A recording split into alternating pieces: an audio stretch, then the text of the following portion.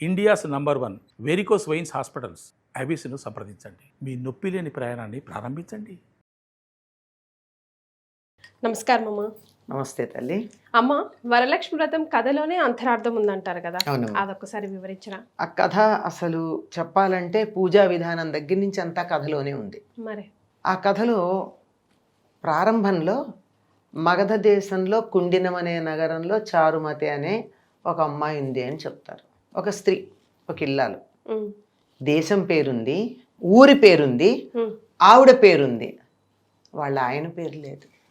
చూసారా, మనం అనుకుంటాము మన దేశంలో అంతా మగవాళ్ళకే ప్రాధాన్యం, ఆడవాళ్ళకి ప్రాధాన్యం లేదని. ఈ కథలో కథని నడిపించింది ఆవిడ కనుక ఆవిడకి ప్రాధాన్యం ఇచ్చి ఆవిడ పేరుంది, వాళ్ళ ఆయనలో ఇక్కడ ఏమీ లేదు. అంటే ఆయన చెడ్డవాడని కాదు, ప్రాధాన్యం ఈవిడికి వచ్చి చక్కగా ఆవిడ ఎప్పుడు కూడా హితముగా మితముగా మాట్లాడుతూ గయ్యాళి కాక ఉండేదిట. ఇది ఎవరైనా ఉండాల్సిందే కదమ్మా. అధికంగా మాట్లాడితే ఎప్పుడు ఏదో ఒక ప్రాబ్లం వస్తుంది. అక్కర్లేని విషయాలు చెప్తాము, లేనిపోనివి చెప్తాం, అబద్ధాలు చెప్తాం. ఎంత తక్కువ మాట్లాడితే అంత మంచిది. ఆ మితంగా మాట్లాడడంతో పాటు ఎదుటి వాళ్ళకి మనం మాట్లాడేటటువంటి మాట మేలు కలిగించాలి, హాని కలిగించకూడదు. కనుక హితంగా మితంగా మాట్లాడుతూ గయ్యాళి కాక. అంటే పూర్వం పిల్లలకి చిన్నతనంలో పెళ్ళిళ్ళు చేసేవారు. ఇక పుట్టింటే ఎట్లా ఉన్నా బాగానే ఉండేది. అత్తగారి ఇంటికి వెళ్ళాక అమ్మతో పోట్లాడినట్టు, నాన్న దగ్గర గారాలు పోయినట్టు, అత్త మామల దగ్గర చేయకూడదని ఒక చిన్న సూచన అనమాట.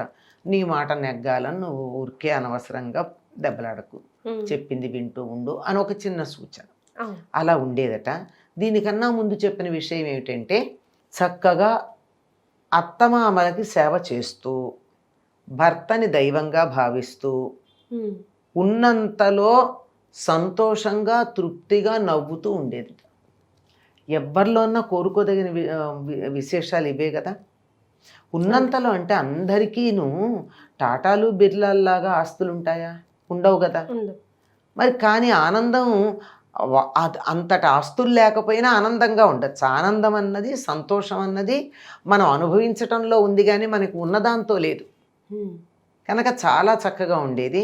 అత్తమామలకి సేవ చేస్తూ, ఇది మనం అండర్లైన్ చేసుకోవాలి ఈనాటి వాళ్ళం, చేస్తూ ఆనందంగా ఉండేది. ఇక్కడ వెంటనే అనుమానం వస్తుంది, భర్తను దేవుళ్ళలా చూస్తోంది అంటే భర్త ఏం చెడ్డవాడు అయ్యి ఉండడు. అయ్యి ఉంటే నిర్మోహమాటంగా ఈ రచయితలు చెప్పి, ఈ కథ చెప్పినటువంటి వాళ్ళు చెప్పేసేవాళ్ళు. వాళ్ళకి ఆడ మగ తేడా లేదు. ఎవడు మంచివాడైనా వాడు మంచివాడు, ఎవరు చెడ్డవాడైనా చెడ్డవాడు. భర్త చెడ్డవాడైనా భరిస్తూ అని చెప్పుండేవాడు. చెప్పలేదు కనుక చెడ్డవాడు కాదు. ఆయన తన కర్తవ్యం తాను చేస్తున్నాడు. ఈవిడ కూడా చక్కగానే ఉంది, హాయిగా ఉంది. ఎప్పుడు కూడా శుచిగా ఉంది. చాలా ప్రధానం శుచి అంటే ఇల్లు శుచిగా పెట్టుకోవడం, మనసు శుచిగా ఉండడం. మనసులోనూ ఎక్కడ ఎటువంటి మాలిన్యాలు ఉండి అవతల వాళ్ళ మీద ద్వేషాలు, కోపాలు పెట్టుకోవడం కానీ, లేకపోతే ఇల్లు చెత్తలా ఉంచటం కానీ చేయకుండా చాలా శుచిగా ఉంటూ ఆనందంగా ఉంది. ఎవరైనా కోరుకునే విషయాలు ఇవే కదమ్మా. ఇంతకు మించి మనిషికి ఏం కావాలి? ఇంట్లో ఉన్నటువంటి కుటుంబ సభ్యులందరూ ఆనందంగా ఉండాలి, ఉన్నంతలో సంతోషంగా ఉండాలి, రాగానే అమ్మయ్య అనిపించేట హాయిగా ఇల్లంతా శుచిగా ఉండాలి, మా దగ్గర కూర్చోగానే నెగిటివ్ వైబ్రేషన్స్ రాకుండా మనసు పాజిటివ్గా ఉండాలి. ఇంతకు మించి ఏం కోరుకుంటాం? అట్లా ఉంటే ఆవిడకి ఓ రోజు కలలో ఒక అమ్మవారు కనిపించి, ఈవిడ తెల్లబోయి చూస్తోంది, ఎవరు ఈవిడ అని. అంటే నేను వరలక్ష్మిని, నీ మీద దయతలిచాను, రాబోయేటటువంటి శ్రావణ మాసంలో పూర్ణిమకు ముందున్న శుక్రవారం నాడు నన్ను పూజించు, నీకు కావలసిన వరాలు ఇస్తానంది. ఆవిడే చెప్పింది. తెల్లారు లేచి ఇంట్లో వాళ్ళందరికీ చెప్పేసింది ఈవిడ ఈ కథ, ఈ కళ చెప్పేస్తే వాళ్ళంతా ఎంత బాగుంది, మంచిది, సరే నువ్వు చెయ్యి, వరాలు ఇస్తానంది కదా, కావలసినంత సంపదలు ఇస్తానంది. ఎప్పుడు శ్రావణ మాసం వస్తుందా, ఎప్పుడు పూర్ణిమకు ముందున శుక్రవారం వస్తుందా అని ఎదురు చూశారు. వచ్చింది. చూడండి, ఇక్కడ నువ్వు చెయ్యనంగానే గబగబా తను చేయలేదు, పెద్దవాళ్ళ అనుమతి తీసుకుంది. ఇంట్లో ఎవరైనా సరే ఒక పూజ, ఒక కొత్త నియమం, ఒక వ్రతం మొదలు పెడితే కుటుంబ సభ్యులు, ముఖ్యంగా పెద్దల యొక్క అనుమతి తీసుకుని చెయ్యాలి తప్ప నా అంతటి నేను చేస్తానంటే ఇంట్లో వాళ్ళకి చాలా ఇబ్బందులు కలుగుతాయి. ఈ రోజుల్లో చెప్పుకోవాలంటే పిల్లలకి స్కూల్కి వెళ్ళేటప్పటికి డబ్బాలు పెట్టడం కష్టం అవుతుంది. వాడు స్కూల్ నుంచి వచ్చేటప్పటికి వాళ్ళకి పాప ఆదరణ చూడడం కష్టం అవుతుంది. ఇలాంటివన్నీ ఎవరన్నా మేము సర్దుకుంటానులే నువ్వు పూజ చేస్తే అని అన్నప్పుడు చేయాలి, కానీ కుటుంబ సభ్యుల్ని ఇబ్బంది పెట్టి ఏ వ్రతాలు, ఏ పూజలు, ఏ నియమాలు పాటించకూడదు. అందరినీ కలిపి కుటుంబ సభ్యులందరితో చెప్తే వాళ్ళందరూ బాగుంది చేయమన్నారు. చేయమంటే వీళ్ళంతా ఎదురు చూశారు. అలాగే శ్రావణ శుక్రవారం వచ్చేసింది. పౌర్ణిమకు ముందు ఆ ఊళ్ళో ఉన్నటువంటి వాళ్ళందరినీ 4 వర్ణాల వారిని పిలిచింది ఆవిడ. పిలిచి ఇంట్లో చక్కగా ఈశాన్యం మూల ఒక పీట వేసింది, దాని మీద శుభ్రం చేసింది, ముగ్గులేసింది, కింద ముగ్గులేసింది, పైన పీట మీద ముగ్గులేసింది, అన్నీ పెట్టింది, చక్కగా పూజ చేసింది. అంతా అయిపోయింది. పూజ అంతా అయిన తర్వాత వాళ్ళు ప్రదక్షిణం చేస్తున్నారు. ఆ మొదటి ప్రదక్షిణం చేయంగానే గల్లు గల్లుమని శబ్దం వినపడితే ఏమిటంటే కాళ్ళకు గజ్జలు వచ్చాయి. రెండో ప్రదక్షిణం చేయగానే ఒళ్ళంతా గల్లు గల్లుమంటోంది. ఏమిటా అని చూస్తే ఒళ్ళంతా నగలున్నాయి.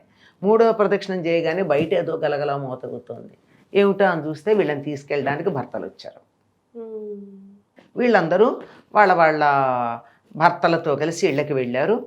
చారుమతి వల్ల మాకింత గొప్పతనం కలిగింది అని చెప్పి సంతోషించి అందరూ అలాగే ప్రతి సంవత్సరం చేసుకోవడం మొదలుపెట్టారు. ఇది కథ ఉంది. ఇందులో ఈవిడ పేరేమిటి? చారుమతి.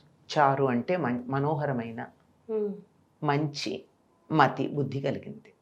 ఈవిడ మంచి బుద్ధి కలది. అందువల్లే అత్తమామల్ని చూసుకుంది. అందువల్లే భర్తని ఇంకాతే అని పీడించలా. అందువల్లనే ఎప్పుడూ నవ్వుతో ఆనందంగా ఉంది, ఎవరితోనూ దెబ్బలాడలా. ఇది చాలు లక్ష్మీదేవి అనుగ్రహించటానికి.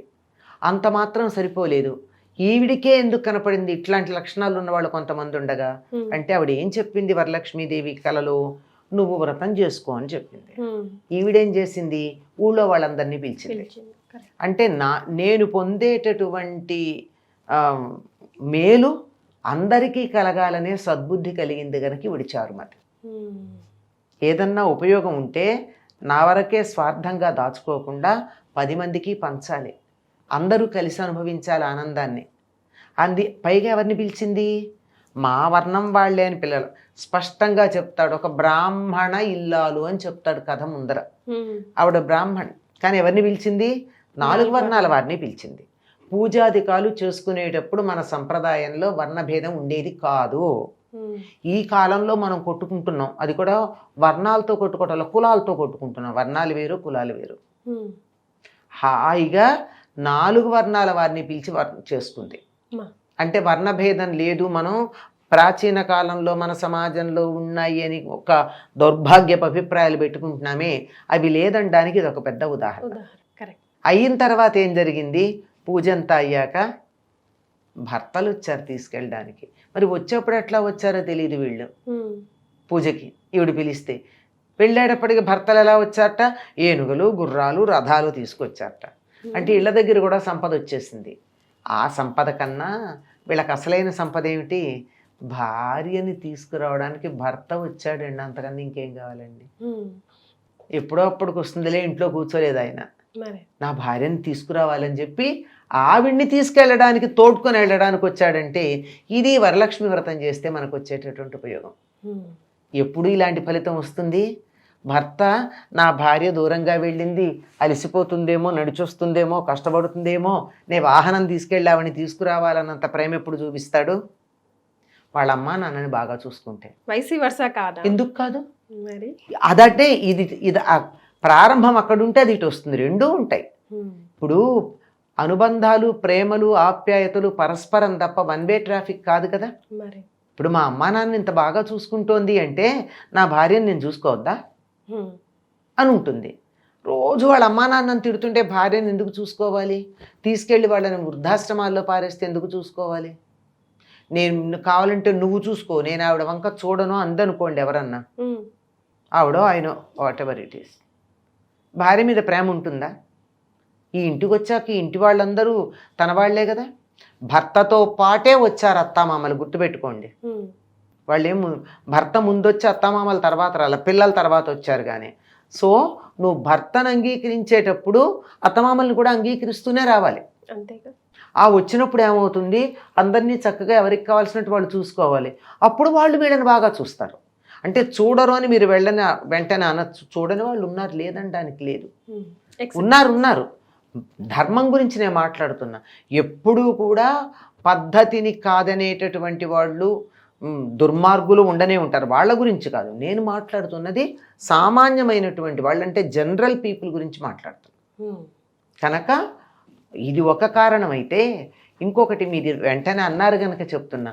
అసలు కారణం ఏమిటంటే, నా భార్య ఏదో పూజకి వెళ్ళింది, వెళ్ళగానే నా ఇంటి నిండా ఇంత సంపదలు వచ్చాయి, ఇన్ని వాహనాలు వచ్చాయి, తప్పనిసరిగా దానివల్లే అయి ఉండొచ్చు, ఆవిడ వెళ్ళిన పూజ ఏది ఉందో దానికి అని చేత వెళ్ళి తీసుకొద్దామని చెప్పి వచ్చి ఉంటారు.